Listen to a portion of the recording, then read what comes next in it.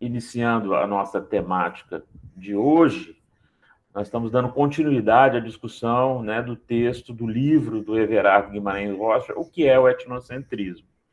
E essa discussão ela vem sendo travada depois de uma discussão, né, numa definição do conceito de etnocentrismo e o seu oposto, né, que é a relativização.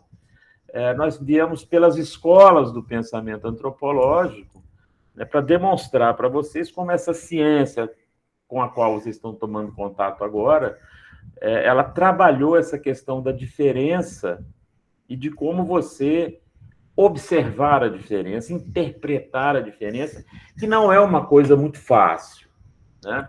Por isso que existe uma disciplina científica voltada para esse desafio, entre outros. Que não é fácil você olhar, não é, para uma forma de comportamento diferente da habitual no seu grupo social e achar aquilo normal, entre aspas. Tá? Então, em geral, a nossa tendência, e isso foi dito aí logo no primeiro capítulo, é tentar rebaixar aquela diferença, né? Achar que as pessoas que praticam um costume que é diferente do meu, que elas são inferiores a mim. Em linhas gerais, é isso que o etnocentrismo coloca, e que é um sentimento, né? Um sentimento e uma racionalidade torta, né? Que a antropologia tem mostrado que esse é um tipo de comportamento que não tem fundamento racional, na verdade, tá certo? Quer dizer, as racionalizações que se montam são ideológicas, e a gente está em face, né, no mundo recente, do retorno desse discurso etnocêntrico, né, que considera aquele que é diferente inferior àquele que julga, né? Isso voltou, né, a partir de um processo aí de volta da direita ao poder no mundo como um todo, né? Porque quando a gente lembra de uma das principais expressões da direita, porque hoje em dia todo mundo diz, né, a pessoa já perdeu a vergonha de dizer que é de direita, né? Mas Hitler é o exemplo básico do que pensa a direita, né?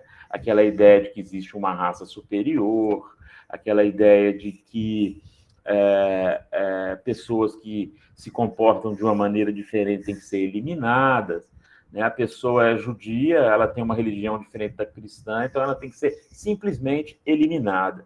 Então, esse tipo de pensamento voltou, né? Ao ponto de que as pessoas hoje estão se comportando com muito pouca racionalidade dentro desse conjunto ideológico novo, ou renascido que surgiu, né? Ao ponto, né, de acreditarem que a Terra é plana. Para mim é um paroxismo, né? Quer dizer, a coisa mais simples de você saber que esse negócio está errado, tá certo, é que arco-íris, todo mundo já viu um arco-íris aí, não já, minha gente? Então, por que o arco-íris... Claro, né? Por que o arco-íris é curvo? Porque a Terra é redonda, pô. Se ela fosse plana, a refração era plana. Fenômeno físico, simples de se entender, né? Bom, você pega um telescópio, você observa os outros planetas, todos são redondos, mas não, a Terra é plana. Então, esse tipo de olhar, isso é um etnocentrismo, aliás, é um egocentrismo, né? Você defender a fake news, essa história de fake news, né? Que muito se dissemina nas redes sociais, é um pouco isso, né? As redes sociais tornaram a gente, e minha tese é essa, né? As relações ficaram muito menos interativas. Parece que a interatividade é maior, mas ela é menor, né? Porque hoje em dia ninguém mais dialoga com ninguém. Ou você deixa um bilhete escrito lá no WhatsApp, ou você deixa uma gravação sua, tá bom? Então, essa interação, o diálogo diminuiu muito com essas novas tecnologias, ao ponto de, hoje em dia, né, a pessoa considerar uma falta de educação você ligar para outra né? Quando você quer dialogar, eu não consigo mais dialogar com ninguém, porque, manda um áudio, manda um zap. Então, quer dizer, o que acontece? A interação diminuiu. O que, nesse processo, fazendo uma rápida interpretação, não é? Inflou ainda mais o individualismo na nossa sociedade. E não é por nada, né, que os processos depressivos, as pessoas com depressão, estão aumentando tanto. É uma outra face desse processo. Não é? A depressão, ela é, sobretudo, um sentimento de solidão que a pessoa tem, no fundo, ao fim e ao cabo. Né? Solidão diante de diversas coisas, né? E aí eu acho, né, enfim, é uma hipótese, posso estar errado, é que esse, inclusive entre os jovens, né, o aumento aí de jovens com depressão, no meu tempo, era muito raro um jovem deprimido. Hoje em dia é muito comum, taxa de suicídio aumentando enormemente. Então, tem a ver com essa coisa do individualismo, que é uma coisa do nosso mundo. O indivíduo, da maneira como o mundo ocidental pensa, e que essa concepção foi criada para justificar a expansão do capitalismo, tá certo? Ela não é presente em todas as outras sociedades. E na nossa sociedade é algo, tá certo, que é exagerado. Né? Mas, voltando aqui ao tema, né, essa coisa do etnocentrismo, tá? Como a antropologia se constitui enquanto ciência exatamente diante da diferença. Essa é a questão fundamental que eu gostaria que vocês fixassem. A antropologia é o estudo da diferença, da diversidade. E isso a gente já falou aí desde o início aqui do curso, né, como as formas de você viver socialmente, elas se diferenciam sempre. Dentro de uma mesma cidade, vou dar o exemplo de Campina Grande, né? Aqui, a 500 metros, eu tenho aqui o bairro do Pedregal, né? Que é vizinho aqui, eu moro no Conjunto dos Professores. Então, a dinâmica social no Conjunto dos Professores é diferente da que tem ali no Pedregal. Né, que é um bairro que é fruto de uma ocupação, pessoas que não, né, pessoas sem teto que ocuparam uma área muito acidentada da cidade ali, construíram as suas casas e vivem ali. Então, a sociabilidade ali é diferente do que é aqui no Conjunto dos Professores. Né? Oi, Edilene, diga. Não, professor, eu só queria contextualizar na sua fala que eu acho que a tecnologia é um dos principais fatores que está distanciando as pessoas umas das outras. É isso, exatamente, é isso. Porque você tem toda a razão. Você chega num bar, vamos lá fazer uma confraternização. Beleza. Aí chega lá, faz aquela mesa que está todo mundo, né? Olhando aqui. Dá ideia, quer dizer, não está interagindo. Às vezes você manda, não é, um bilhete para outra pessoa, que é até um negócio chato, né? Quer dizer, é igual falar no ouvido. Antigamente, você fala no ouvido dentro de um grupo, coisa chata, né? Coisa descortês. Mas é isso, né? Mas o que eu quero dizer é o seguinte, que essa questão do etnocentrismo é um desafio muito grande a gente construir uma base racional para as pessoas superarem esse sentimento que é natural ter, né, de que o diferente é algo que ou não é lógico, ou é inferior ao que eu faço, ou é esquisito. Aquele povo, coisa esquisita, como se nós também não fôssemos esquisitos no nosso comportamento. Bom, mas como a antropologia se desenvolveu a partir da diferença, enquanto a disciplina vai pensar as outras sociedades. A primeira, as chamadas sociedades primitivas, ou sociedades simples, ou sociedades tribais. Então, nós vimos aqui que a primeira forma de pensar isso, as duas primeiras escolas, né, o evolucionismo e o difusionismo, que tinham em comum, presta atenção que essa é uma passagem importante, que tinham em comum considerar a história, tá, como o elemento metodológico mais importante para você entender por que um povo se comporta da maneira como ele se comporta. No caso dos evolucionistas, né, essa história era uma história linear, única. A gente chama de história unilinear. Até o Everardo faz uma imagem interessante aqui. É se como todas as sociedades estivessem dentro de um mesmo rio, indo para o mesmo lugar. Ele dá o exemplo aqui também, né, quando a gente estuda história, e até o ensino médio, né? A história da civilização, como é que começa? Começa lá nas civilizações minoica, depois os assírios, depois vem os egípcios, os gregos, os romanos, a Europa, não sei o quê, então chega até o mundo atual, né?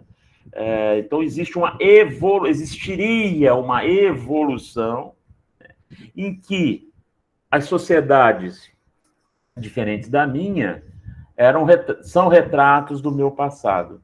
É como se os índios, hoje, né, uma sociedade indígena contemporânea, não, ele é um retrato, eu era assim, né, no início, é o homem da Idade da Pedra. Bom, essa história conjectural, que a gente já demonstrou aqui, não vou repisar isso, já falamos várias vezes sobre o evolucionismo, né, partindo de suposições, sem dados objetivos, né, ela, de certa forma, essa concepção de história foi abandonada lá pela escola americana, né, já falamos sobre isso, mas se preservou essa ideia, né, de que uma cultura particular, você vai entender a lógica dela, que é isso que a gente procura com a antropologia, considerando a sua história particular. Então, não existe mais uma história única, essa é uma diferença importante, viu, gente?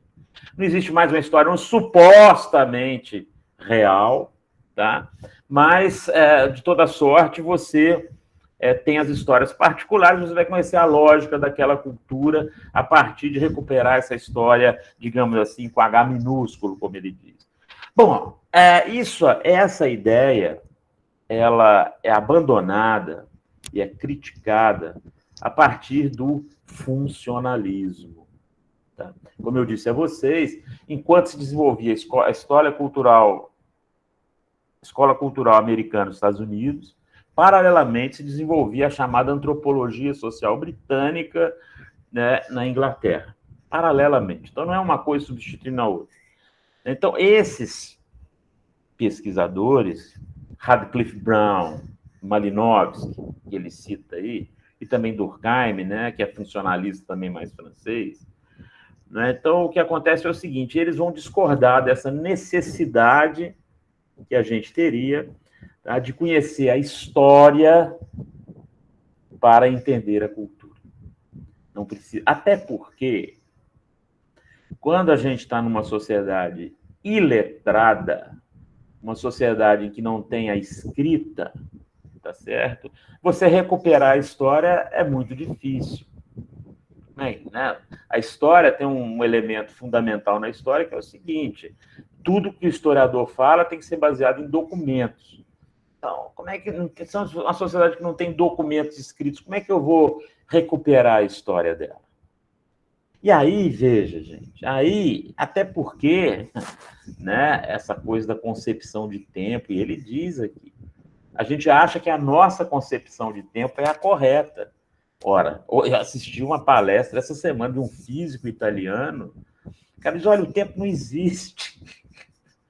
O tempo não é nada mais, nada menos do que uma formulação ideológica, tá certo? Você inventa um instrumento para uma coisa dessa aqui, né? Que gira aí o dia inteiro, você organiza a sua vida a partir dessa divisão e acha que o tempo existe, quando o tempo, na verdade, não existe.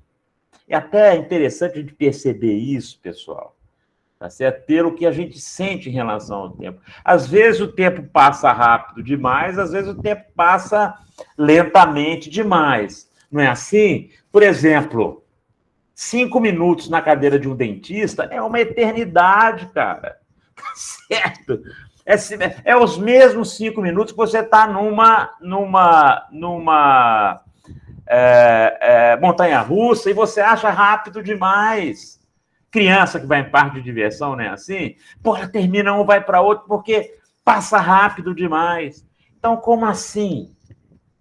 Então, é outro exemplo também, para quem gosta de futebol, né? Que é o tal negócio, tá lá uma decisão, tá? Seu time está na frente, seu time está ganhando, 1-0. Segundo tempo. Aí você diz, porra, esse tempo não passa, cara. O quê? Só deu 10 minutos. Você é doido para acabar para o seu time ser campeão. Se for o contrário, seu time está perdendo por 1-0 e o seu time não consegue, já passou 10 minutos. O tempo está voando. Então, veja bem, essa concepção ocidental de tempo é algo criado, é arbitrário, tá certo? E, portanto, não dá para imprimir em todas as sociedades uma concepção de tempo e de história que é própria da minha sociedade. Tá? E ele dá um exemplo interessante aqui, pessoal. Como você pode entender uma relação social, que é isso que a gente entende, que a gente estuda, que a antropologia estuda. Eu vou dar elementos para vocês, porque vocês vão trabalhar com gente, né, pessoal? Por que o aluno de engenharia agrícola tem que fazer uma disciplina dessa? Porque você vai trabalhar com gente, tá? Você vai trabalhar com produtores, com agricultor familiar, com gente, enfim. Tá? É assim também o engenheiro de alimentos, vai trabalhar com alimento. Alimento é para quem? Para as pessoas. Então, é importante, principalmente falando aí para os engenheiros agrícolas, os futuros e as futuras engenheiras agrícolas, que a sua técnica ela vai ser uma interação com pessoas. Né? Por isso que é importante, pessoas diferentes em geral, né, de você próprio. Então, é importante que a gente entenda como respeitar essas pessoas. Mas uma coisa em relação à história aqui que ele coloca, como eu vou entender relações sociais quando eu não tenho a história? Aí ele dá o exemplo do jogo de xadrez, cara. Tá certo? Você, né, o jogo de xadrez, no 20º movimento, você começa a assistir aquele jogo ali. Quer dizer, você pode entender aquele jogo a partir de 2 princípios. Quais foram os 20 movimentos? Como é que a situação, aquela conjuntura chegou ao que está a partir da movimentação dos jogadores nos 20 lances passados, ou como é que está a correlação de forças agora. Eu não preciso saber o que aconteceu para saber como é que está o equilíbrio naquela partida. Dou um outro exemplo, talvez mais fácil vocês visualizarem. Novela de televisão. Então, você não começou a assistir a novela, você chega na novela, vai começar a assistir a novela no 30º capítulo. Né? O que acontece? No início, você não entende muito bem, porque você não sabe como é que a história progrediu até ali. Mas você assiste uma semana você assiste da novela, você já sabe mais ou menos o que está acontecendo. Quem é rival de quem, quem está apaixonado por quem, qual é a relação que não pode acontecer porque a família não concorda, quem é bom, quem é ruim, quem é mal, quem é bom. Não é assim, pessoal. Então, você começa a assistir a novela no 30º capítulo, você vai demorar um pouquinho para saber como é que aquilo chegou, mas em um determinado momento você consegue seguir a novela normalmente. Por quê? Porque você está observando concretamente o que está acontecendo, sem precisar do passado. Tá certo? Então, veja bem, essa é uma passagem bastante importante, tá certo? Que uma grande relativização. A nossa concepção de história ela não é universal, é apenas uma concepção a mais. Tá certo? Então, esse elemento foi um elemento fundamental de relativização. Então, veja, não é que existam sociedades sem história. Existem sociedades que não registram a sua história.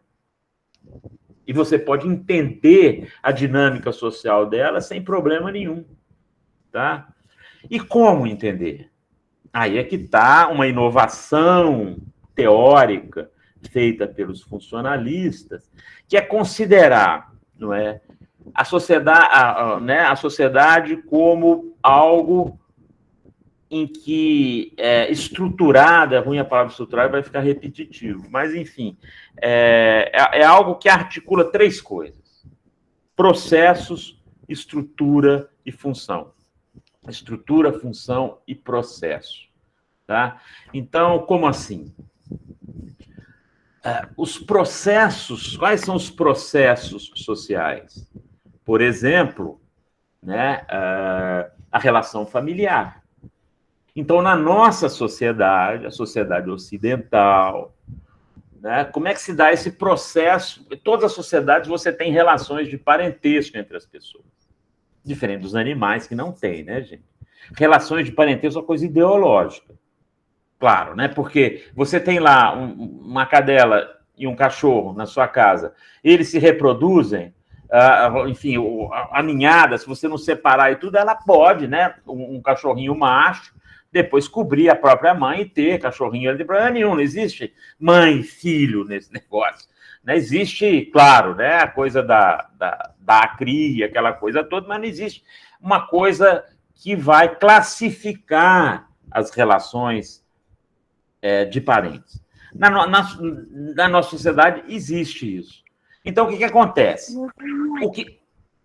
Algo muito repetido na nossa sociedade, essa organização se repete através da família nuclear. Uma coisa própria da nossa sociedade. Pai, mãe, né, e filhos. É isso que interessa. Claro que isso mudou muito. Né? Quer dizer, você tem, por exemplo, nas zonas rurais, uma questão, né?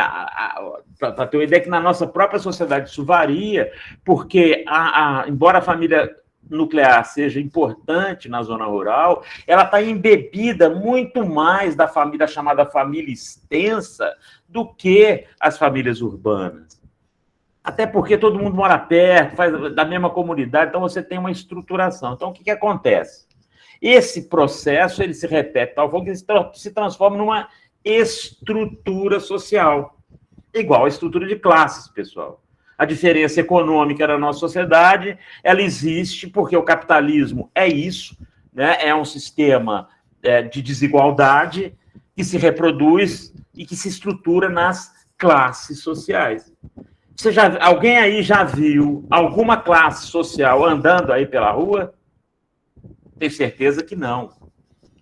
Porque ela é uma coisa estrutural. Agora, se eu ver, ou se eu vir, né, uma pessoa em farrapos caminhando pela rua, um sem-teto, eu vou saber, essa pessoa é da classe E, porque tem elementos que demonstram isso. Ela não tem casa, ela não tem roupa, ela passa fome. Então, isso significa que ela é da classe E. Eu vejo uma pessoa com a Ferrari, tá certo? Ela é da classe A, claro, tá? Por quê? Porque ela tem dinheiro para comprar uma Ferrari. Tem muita gente que engana também, mas enfim, tá? Então, o que acontece? Tá? No caso, né, da sociedade, no caso, né, falta a coisa da função, qual a função que a família nuclear desempenha na nossa sociedade? Função de educação das crianças, as questões de herança, essa coisa toda. Então, esses três conceitos, não tem precisa de história para você saber desses três conceitos. E ele faz uma comparação interessante aqui, tá certo? Que fazer a metáfora do corpo humano, que é exatamente isso. Tá? O corpo humano, ele tem uma estrutura, não tem, pessoal? Tem ou não tem? Tem, né? O osso, o sistema digestivo, sistema isso, sistema aquilo. É uma estrutura. Bom, essa estrutura, ela tem um monte de órgãos, né? E cada órgão desse exerce uma função. Qual é a função do fígado? Filtrar as impurezas que você ingere. Então, ali é um grande filtro do seu corpo. Então, ele tem uma função.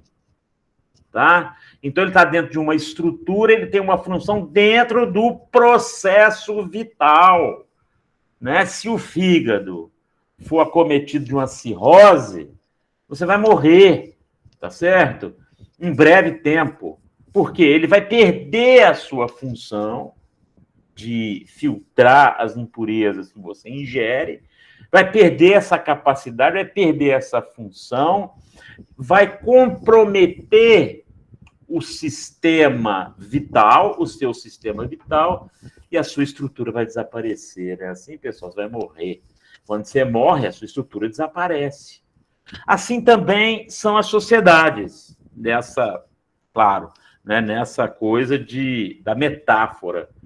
Tá? Então, as sociedades elas também têm uma estrutura, essa estrutura é um conjunto de instituições que têm funções dentro dessa estrutura para que essa sociedade viva e se reproduza. Aí é claro, né? Você tem dentro dessa sociedade conflitos, você tem dentro dessa sociedade contradições, todas as sociedades têm. Né? E elas podem efetivamente mudar. Tá? E você pode perceber isso. Né?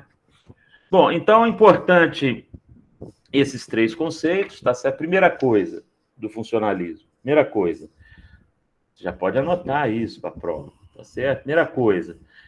Não considerar a história como a única forma de você conhecer a lógica de um sistema social. Ponto 1. Ponto 2. A sociedade, assim como os organismos vivos, né, ela é uma estrutura, ela tem uma estrutura, né, de partes conectadas que desempenham funções no processo social.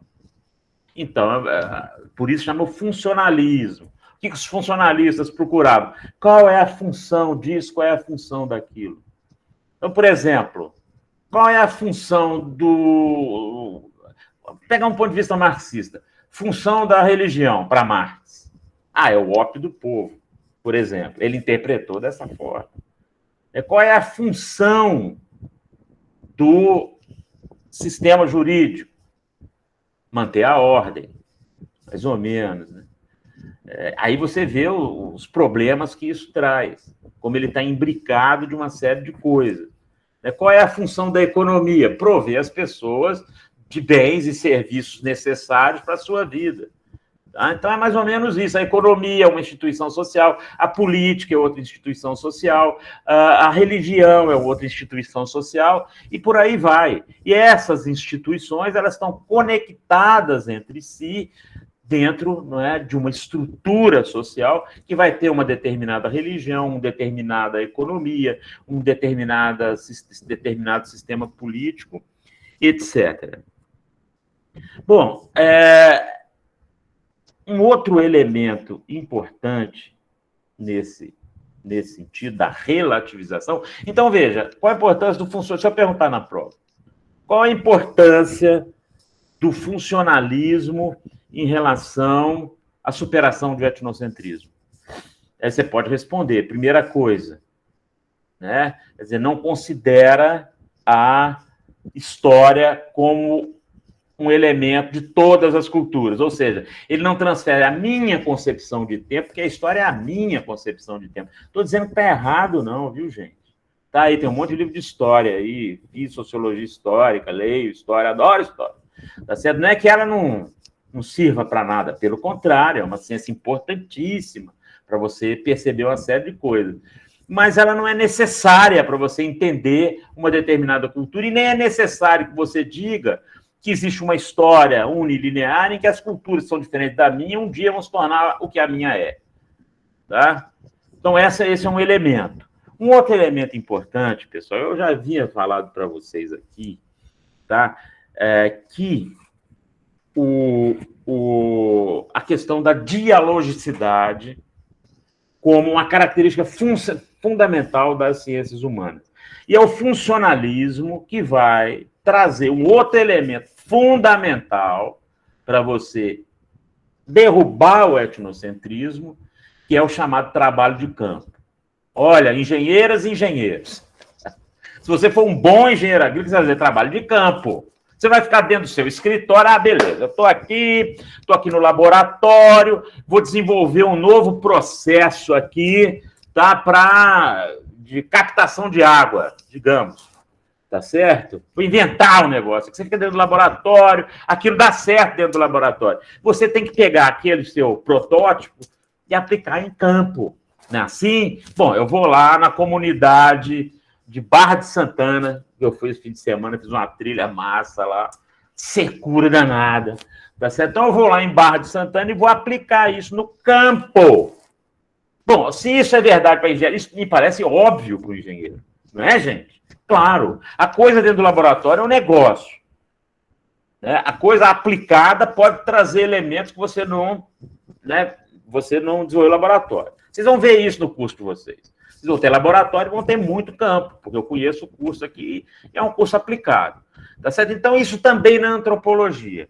Até, né, o evolucionismo, ficavam as pessoas, por isso chamado evolucionismo, é chamado de antropologia de gabinete, porque ficavam lá os antropólogos querendo interpretar as outras culturas de segunda mão, lendo livros, lendo uma coisa que alguém da sua própria cultura falou sobre a cultura do outro. A partir por uma série de razões que aqui não cumpre detalhar, mas a partir boas nos Estados Unidos, e principalmente Malinowski, na Europa, vão começar a fazer assim, não, eu quero entender aquele povo indo lá para ver como ele se comporta. E aí, gente, é onde você tem a coisa mais radical para você relativizar. Porque o que acontece? Vou dar um exemplo simples. Eu não gosto de comer não sei o quê. Eu não gosto de buchada. Vou dar um exemplo próprio. Meu, tá certo? Cheguei de Brasília aqui, já há um bom tempo atrás. Inclusive, eu era vegetariano, depois mudei aqui, mas enfim. Buchada, bicho, não gosto, nunca tinha comido. Eu achava aquilo nojento, papapá, buchada, coisa toda. Você vê, o cara é antropólogo, né? O antropólogo não é santo, não, tá certo? Ele também tem as suas contradições. Porque uma coisa difícil é você relativizar a comida, certo, gente? Você bota um troço que você não gosta na boca, aquilo roda a sua boca, você engole, não aguenta mais aquilo, mas enfim. Então, o que acontece? Aí eu fui, claro, né, interagindo mais com as pessoas e tal, não sei o quê. Aí um dia eu falei, não, eu vou experimentar. Até porque meu professor Roque lá estava massa. Quando eu falei para ele que era vegetariano, ele falou, antropólogo, não pode ser vegetariano, cara. Você vai chegar na casa da pessoa, a pessoa vai oferecer uma comida para você, você não vai comer, você já perde a confiança da pessoa. E assim é. Mas, enfim, certo dia, tinha tomado uma, chegou uma buchada, eu disse, não, bicho, eu vou experimentar esse negócio, não é possível, estou até passando vergonha, então, buchada e tal. Comi, adorei. Eu não gosto do bucho em si, eu não gosto. Minha mãe fazia dobradinha, eu não gostava. Mas o sarapatel que tem dentro, com a fariazinha, a pimenta, pô, coisa maravilhosa. Então, aprendi a gostar daquilo. Então, deixei o meu preconceito em relação à buchada, que era um preconceito. Né? Enfim, é carne como qualquer outra. E passei a comer buchada. Aliás, se alguém tiver aí se for especialista aí, quiser me convidar um dia, eu vou com todo prazer, tá bom? Agora, eu estou dando um exemplo, mas o exemplo da fome. O que dizem? Né? Que o melhor tempero é a fome, não tem esse ditado, pessoal. O melhor tempero é a fome. Então, beleza, você vai para uma outra cultura que se alimenta de coisas diferentes da sua cultura e você vai aprender a gostar daquilo. Aí você morre de fome, doido. Aí, morrendo de fome, não tem mais cultura, não tem mais nada, não tem antropologia, não tem nada. E isso se deu, pessoal. Isso foi sistematizado. Estou dando exemplos pueris aqui, mas eu vou entender, eu só posso entender a lógica do outro se eu interagir com ele. E foi isso que Malinowski fez e sistematizou. Oi, Edilene, pode dizer.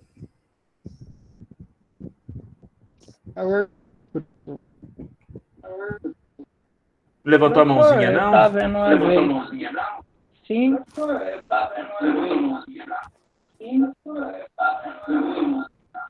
Tá dando eco aí, gente. Eu acho que vocês estão com dois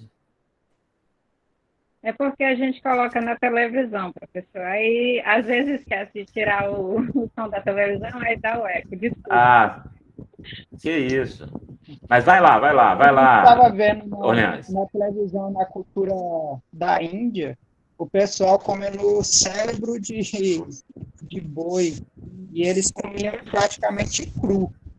Era uma cultura que eles tinham lá.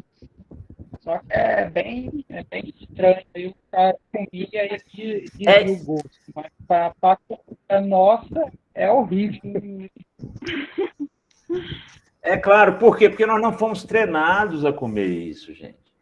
Né? Então, é claro, eu não estou aqui dizendo que você deve comer tudo, não é isso. Né? Que você pode ter. Você pode ter até nojo, mas você tem que entender o seu nojo sem rebaixar o outro. Tá? Pô, aquele povo come cérebro de boi.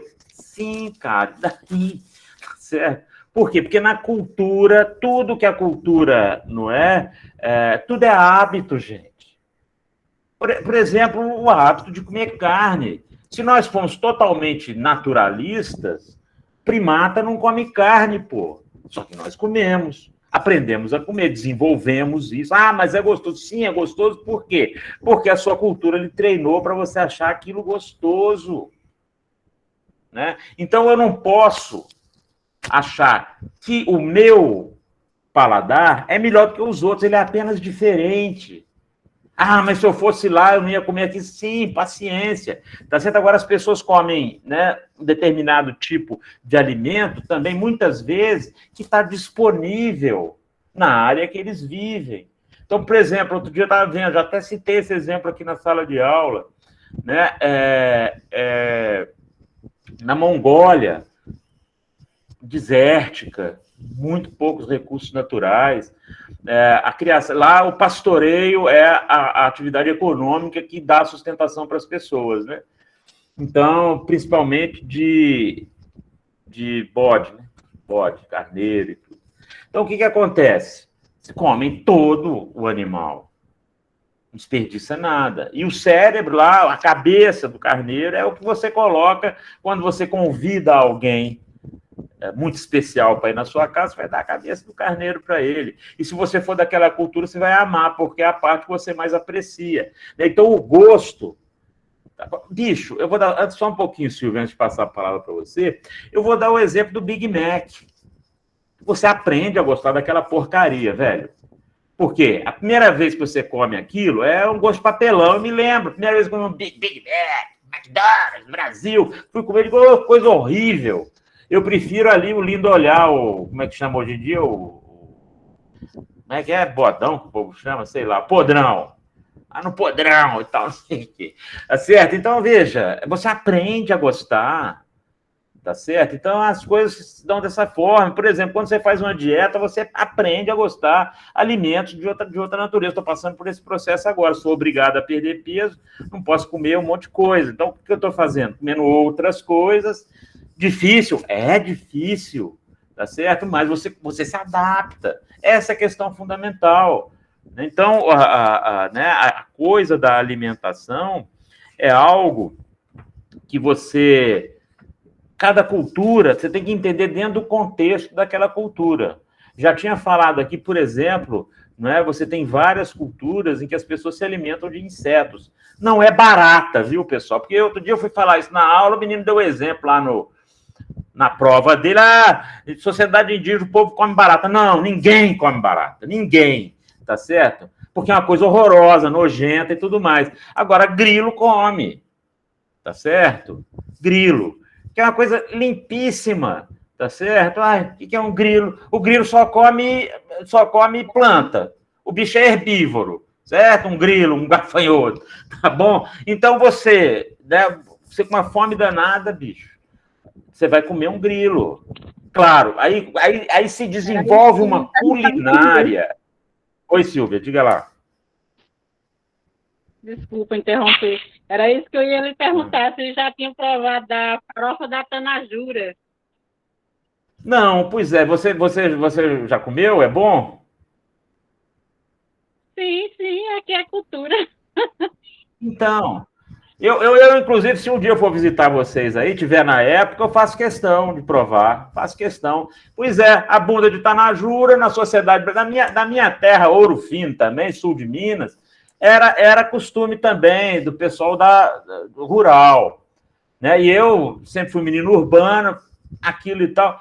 Mas, enfim, mas não é gostoso? É. Ah, vem da formiga, sim, mas aí é você que está pensando. Então, veja, a questão da relativização é essa. Né? Quer dizer, a gente tem desafios existenciais, um deles é a alimentação. E cada cultura ela vai organizar essa alimentação de uma forma. Isso não significa que existe, não é, essa hierarquia. Porque hoje em dia todo mundo tem um pouco esse negócio. Né? O cara vira vegano e diz, não, eu também já fui assim quando era vegetariano. Melhor alimentação e tal. Fizeram um estudo agora, não tem nada de que vegano é melhor do que... Viu que é diferente apenas. Então tem vantagens e desvantagens você não comer carne. Vantagens e desvantagens. Pegaram um gêmeo, 2 gêmeos, bem interessante esse. Você pode procurar na internet, eu achei na internet. Pegaram 2 gêmeos idênticos, inclusive atletas os dois, um vegano e outro carnívoro. E aí fizeram a comparação. Não está dizendo nem que ser carnívoro é melhor, nem que ser vegano é melhor. Está dizendo que são 2 formas diferentes. Cada uma com repercussões variáveis sobre o organismo humano. Né? Bom, pessoal, então, fundamentalmente, tá certo? Essa coisa, a relativização se tornou realmente um elemento internalizado na antropologia a partir do chamado trabalho de campo, que é você sair do seu conforto, não é nada da zona de conforto, aqui eu estou na minha zona de conforto, cara. Dentro do meu, na minha casa, tomando meu café, comendo as coisas que eu gosto, os meus livros, interagindo com... Agora, se eu quero entender, tá, como o pessoal do Pedregal se comporta, eu tenho que sair da minha chamada zona do conforto e ir lá interagir com as pessoas. Vou tomar um cafezinho legal lá na casa da Dona Maria, vou comer um negócio diferente ali na casa do seu Zé, vou interagir com pessoas, né, que até interajo. Estou dando esse exemplo porque, como é muito perto aqui de casa, eu sempre gosto de usar esse exemplo. 2 classes sociais diferentes, como é que você sai do seu conforto? É claro que muitas vezes você passa por momentos de constrangimento, né? Porque é impossível você se desligar totalmente da sua cultura, né? E não é isso que a gente defende. O que a gente defende é você poder interagir com uma outra cultura, né? A partir de uma perspectiva que não coloque os seus padrões, é importante, pessoal, seu próprio padrão como métrica. Essa é a questão fundamental, que é muito o que está acontecendo na sociedade contemporânea. A métrica de tudo é o indivíduo, é o que eu penso, é o julgamento que eu faço.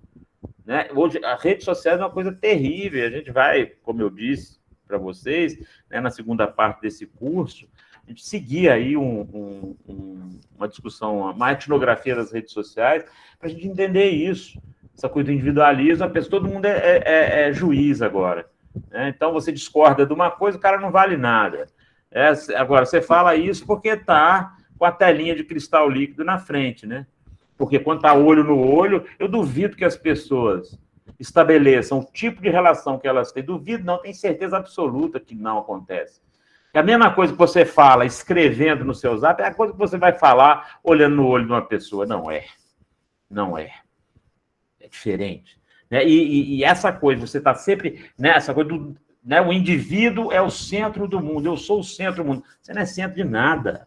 Tá certo? De nada. Você está dentro de uma teia de relações, né, com um monte de gente diferente de você. Basicamente é isso. Tá certo?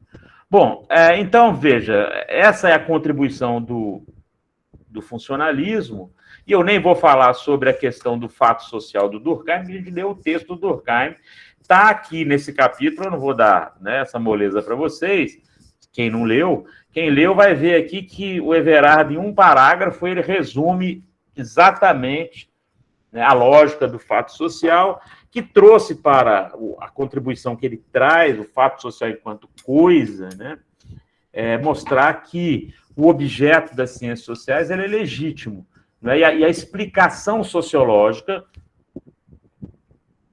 ou antropológica não se resume no individual.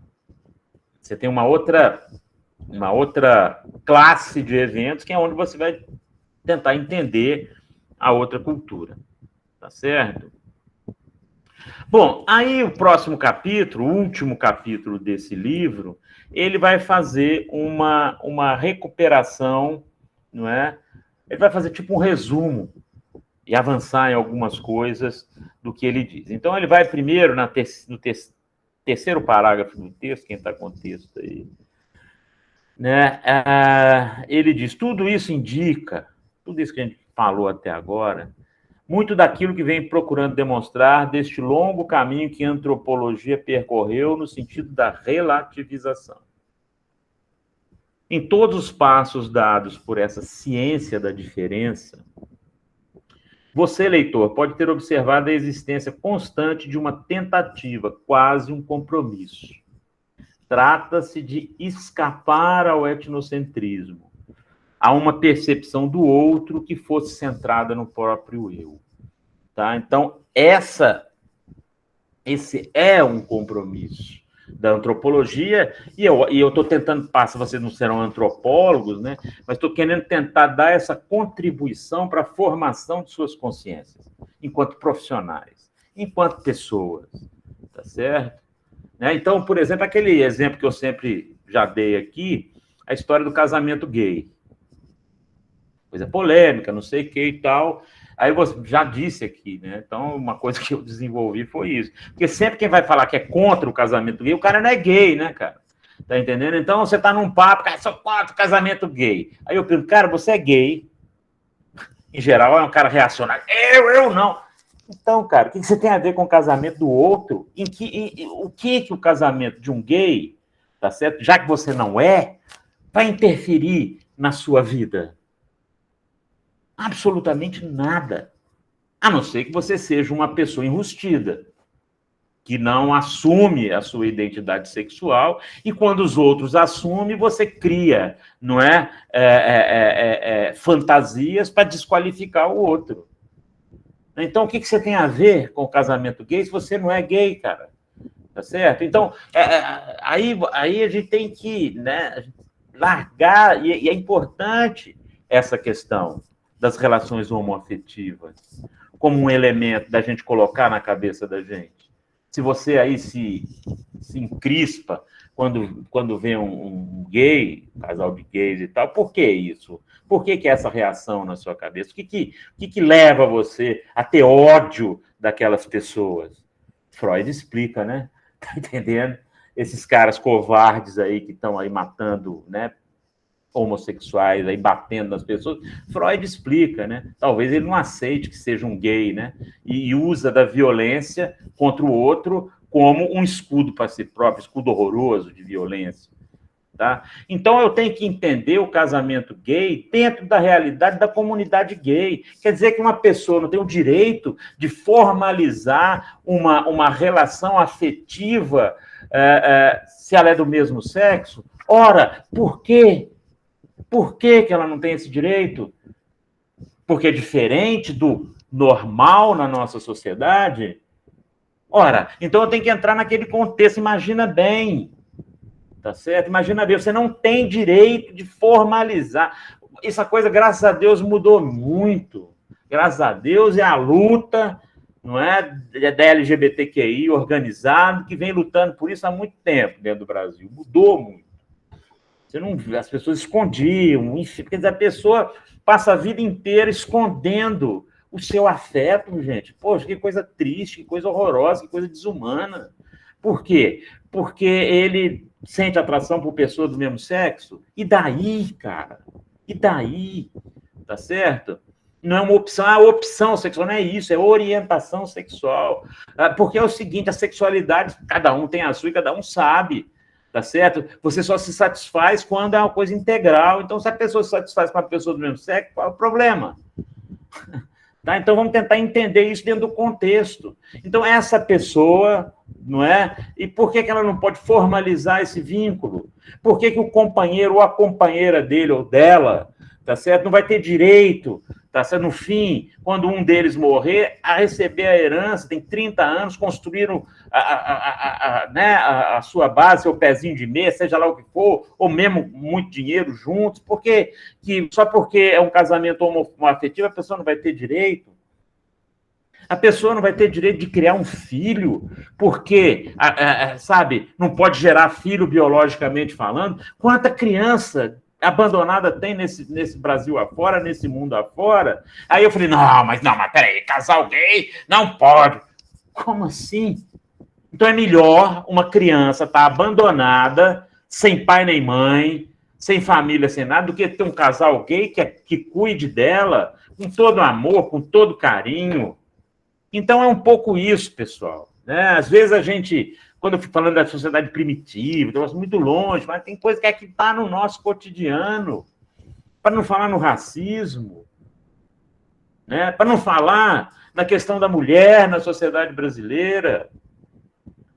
Então, a coisa que... Uma sociedade que presta atenção. Tem muitas meninas aqui na sala e elas sabem disso. Tá certo? Uma sociedade que ela é machista, misógina, é assim a nossa sociedade. Agora eu vou concordar com isso? Agora eu vou entender para transformar essa sociedade. Então eu tenho que entender a lógica da mulher que quer trabalhar, porque nem isso podia. Quando eu nasci, assim, raras as mulheres trabalhavam fora, por exemplo. Tá certo? Né? Então eu vou...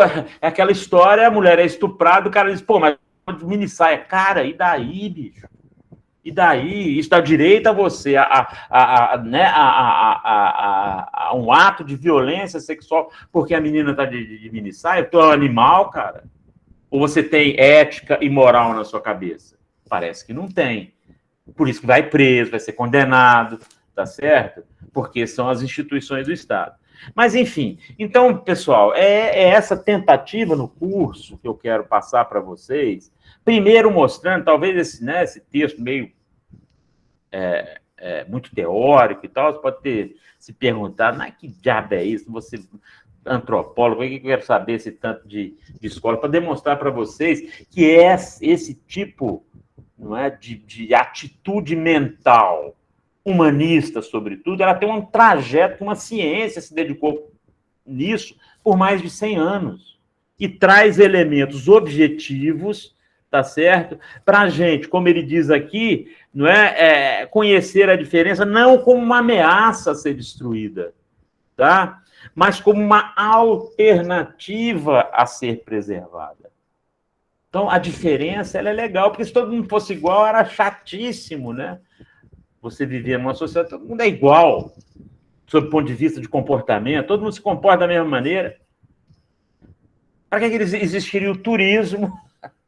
Porque você não, quando você vai, vou conhecer a Europa, beleza, você vai conhecer a Europa, a parte natural da Europa é uma parte, mas você vai conhecer o quê? A culinária, a cultura, as pessoas como se comportam lá, a Europa, a África, Oceania, o Tibete, seja lá o que for.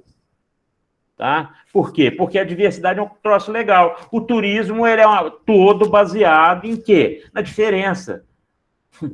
A pessoa que mora na praia, chega no verão, no Rio de Janeiro, por exemplo, muitas vezes ela vai para Petrópolis, que ela ficar na montanha, e vice-versa. Né? Aí, veja, ele coloca uma questão fundamental, pessoal, para a gente refletir sobre a nossa própria sociedade. Ele diz o seguinte: para uma sociedade que tem poder de vida e morte sobre muitas outras, está aí o passado colonial brasileiro demonstrando isso claramente na sociedade brasileira. Quando os portugueses chegaram ao Brasil, a gente tinha mais ou menos, é uma estatística difícil da gente precisar, mas em torno de 6 milhões de índios, e hoje nós temos 500 mil. Quer dizer, então, uma sociedade que tem o poder de vida e morte sobre muitas outras. A sociedade ocidental, a dominante, a nossa. O etnocentrismo se conjuga com a lógica do progresso, com a ideologia da conquista, com o desejo da riqueza, com a crença de um estilo de vida que exclui a diferença.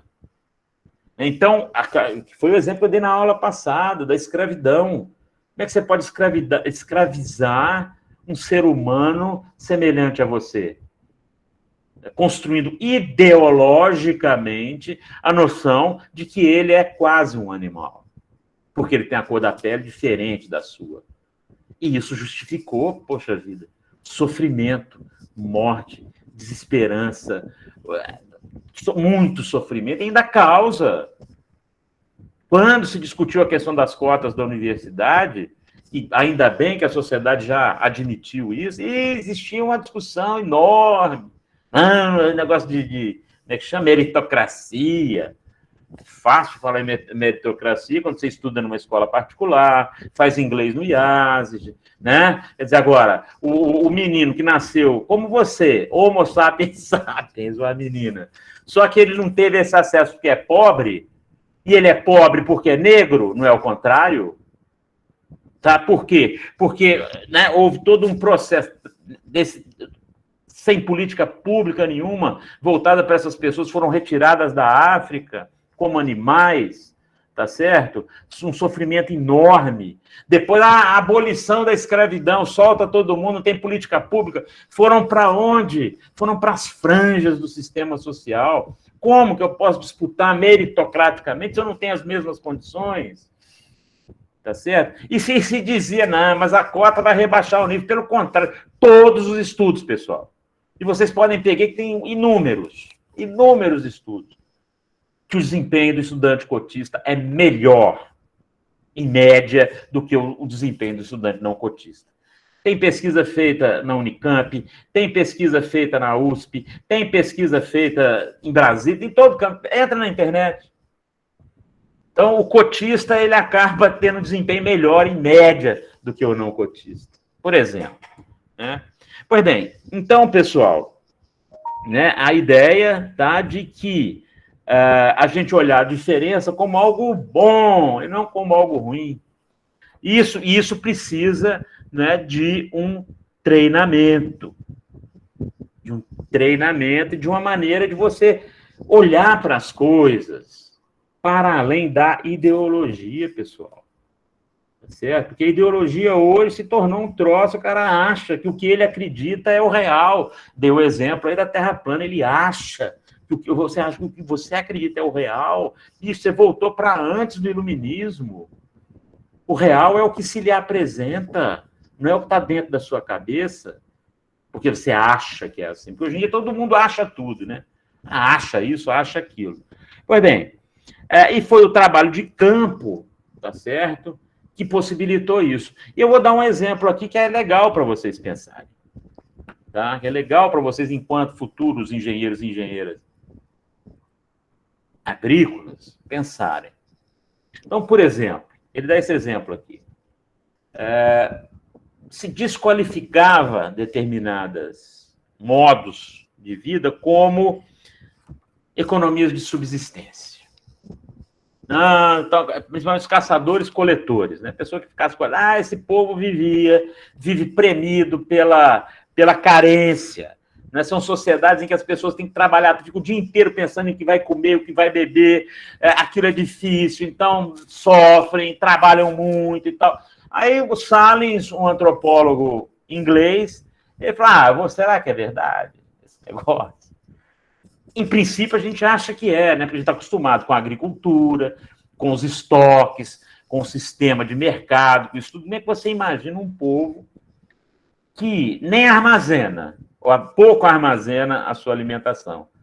Então, o Salles falou, beleza. Aí foi lá entre os bosquímanos, deserto do Kalahari, na África, com um meio ambiente complicadíssimo. Tá? Você passou um ano lá com esse pessoal. Um ano. E como é que ele fez para demonstrar que essa coisa estava errada? Ele cronometrou todo o tempo que as pessoas trabalhavam. Então, ele acordava lá antes de todo mundo, 4 horas da manhã, eu já li, né, porque eu li o texto e tudo. Aí o primeiro cara levanta, aí ele levantou, que horas? Tá, 5 horas da manhã. O que ele foi fazer?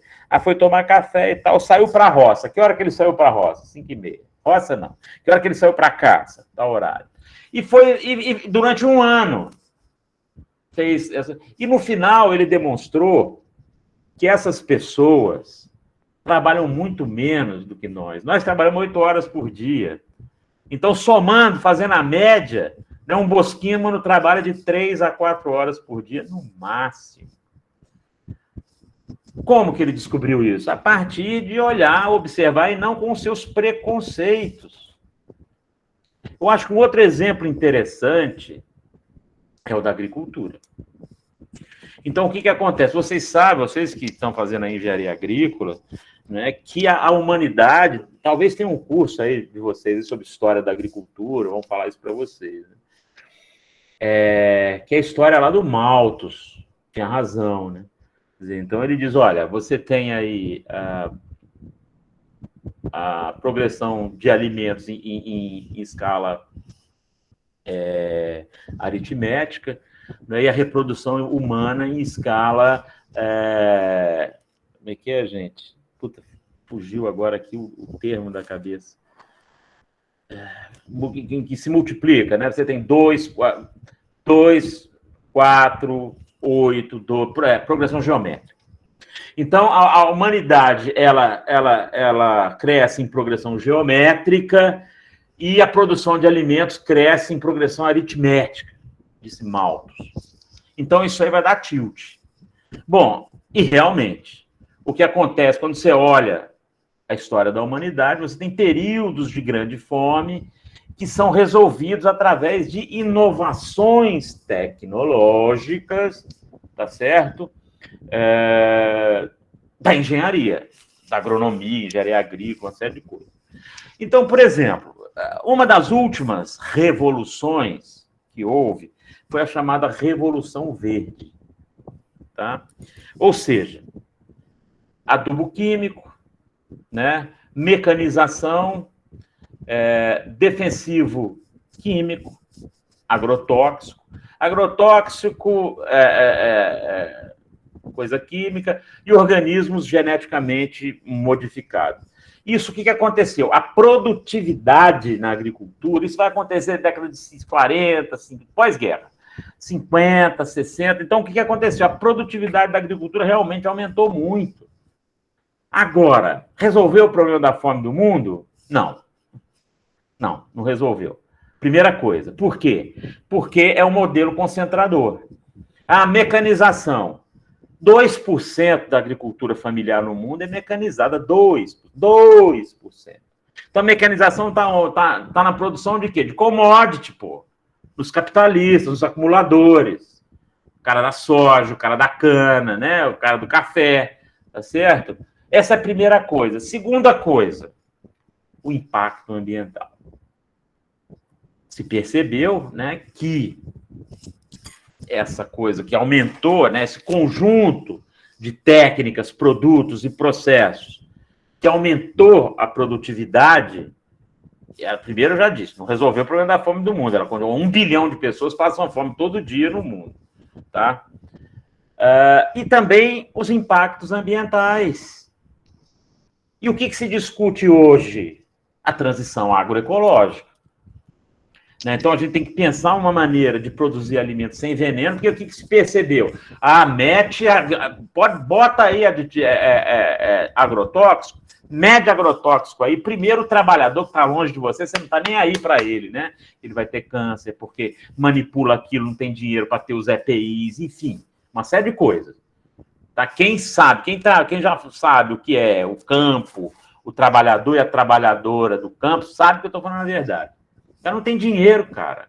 Tá certo? E segundo, existe uma correlação clara entre os monoclorados e câncer. Por quê? Você come, vai dar um pouquinho, né, de defensivo químico no que você vai comer, no seu alface, no seu agrião, seja lá o que for, mas o seu organismo não elimina aquilo.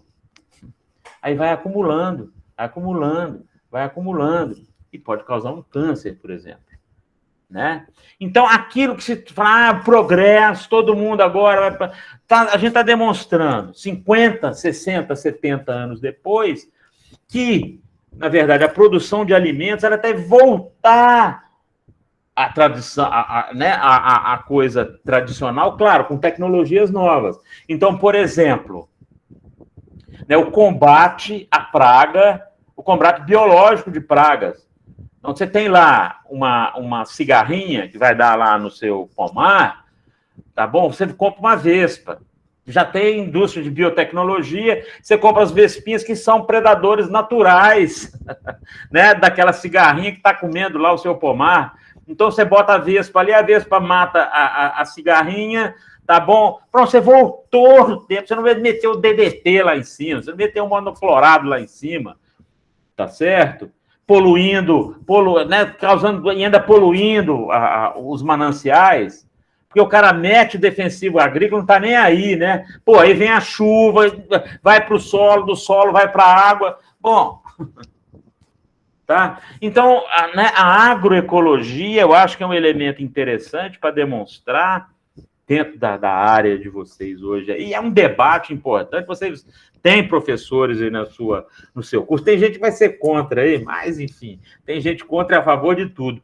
Mas tem muita gente que está convencido de que é possível, né, a gente ter uma produção de alimentos mais limpa, menos impactante e mais socialmente responsável a partir da agroecologia. Agora, por que o capital não quer isso? Porque a agroecologia só o pequeno consegue manter, gente. Essa é a questão fundamental, tá certo? O grande não consegue. Olha como é importante para o produtor e para a produtora familiar a agroecologia, porque a gente sabe como é. Muitas vezes você faz você vai acabar com uma praga catando lá. Eu mesmo aqui, eu sou produtor, né? Vai ter um terreno grande aqui na minha casa, dá um troço, eu vou lá tirar com a mão, tá certo? Agora, o cara em escala industrial não consegue isso. E como que o pequeno produtor pode competir, tá, com os grandes produtores? Através da cooperativa. Pronto, tá certo? Quer dizer, isso está mais do que demonstrado. Claro, você se organiza socialmente, né? Aí você precisa de um agrônomo. Pô, você tem a sua, ou então um engenheiro agrícola, vou usar o engenheiro agrícola. Você precisa do engenheiro agrícola, você é um produtor familiar, você não tem dinheiro, mas eu vou pagar, cara. O cara vai vir aqui, então você reúne um monte de gente, vários, né? Vamos chamar um engenheiro agrícola aqui, é que a gente racha entre a gente, o cara vai dar soluções para a gente aqui. Por exemplo, para eu fazer um galpão de avicultura que seja mais produtivo, acarrete menos sofrimento animal, tá certo? Que seja uma coisa boa para mim, para o planeta, pô, sei lá. Tá? Então, eu junto, chega lá, né, dá para resolver isso. Mas é isso, quer dizer, a gente é o que um autor chama de retroinovação. Nós estamos num processo em que você retomar coisas tradicionais. Eu estou dando exemplo agrícola aí, porque é um exemplo que tem mais proximidade de vocês também, tá certo? Para pegar coisas, né, tradicionais e mostrar que elas têm espaço dentro, inclusive, de um sistema capitalista, concorrencial, etc. Bom, pessoal, em linhas gerais, eu trouxe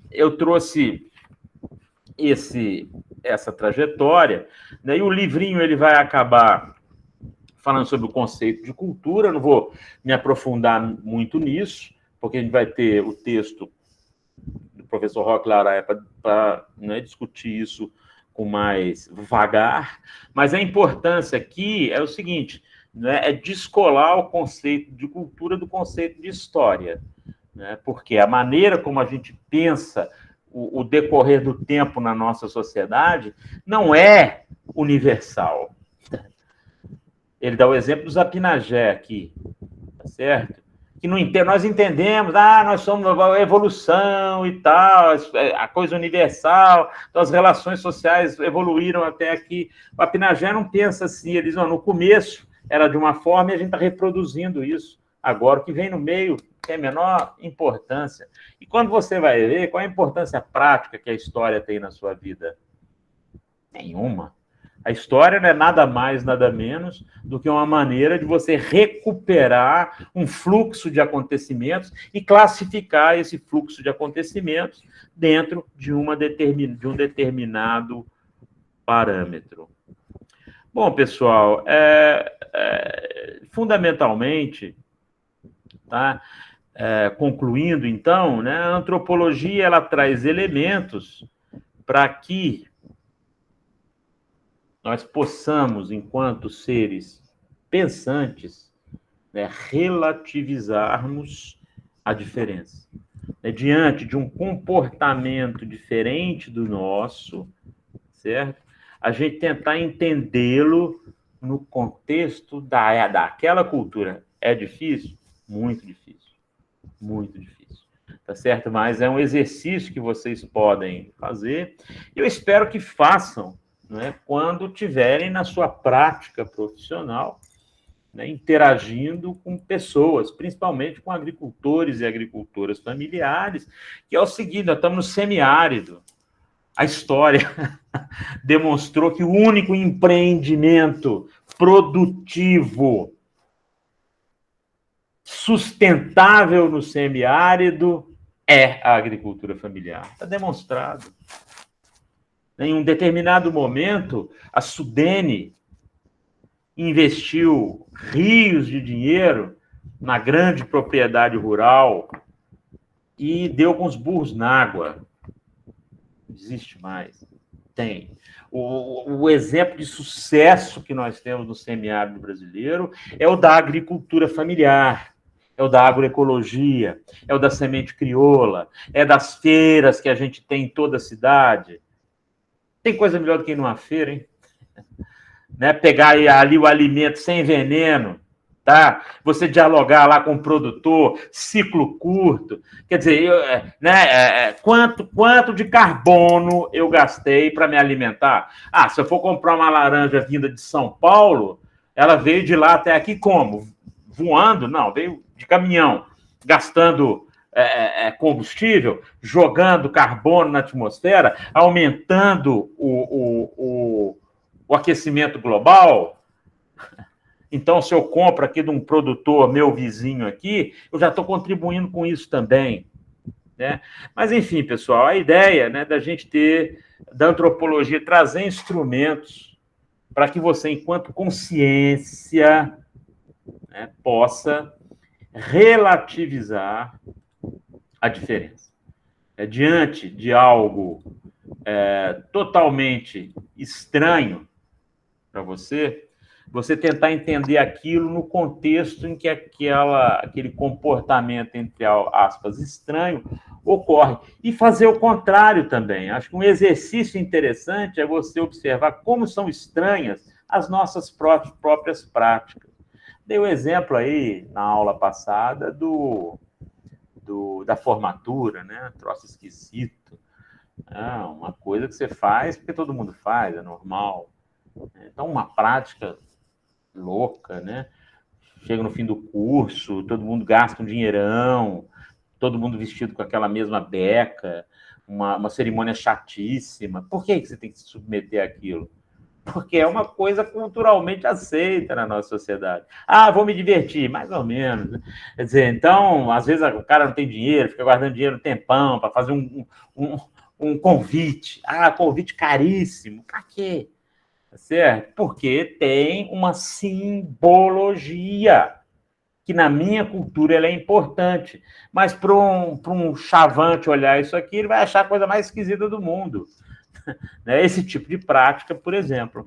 Então, é essa a ideia, dar elementos para vocês, né? Tanto entender a lógica da cultura do outro, como perceber que a nossa cultura também, o nosso jeito de fazer as coisas, ele é tão arbitrário como qualquer outro. E em sendo arbitrário, ele tem as suas dores e as suas delícias, né? As suas positividades e as suas negatividades, as suas contradições, os seus paradoxos.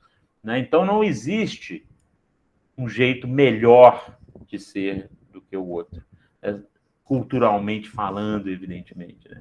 O que existe são alternativas que os grupos sociais constroem, né, para dar resposta aos desafios da existência. É isso.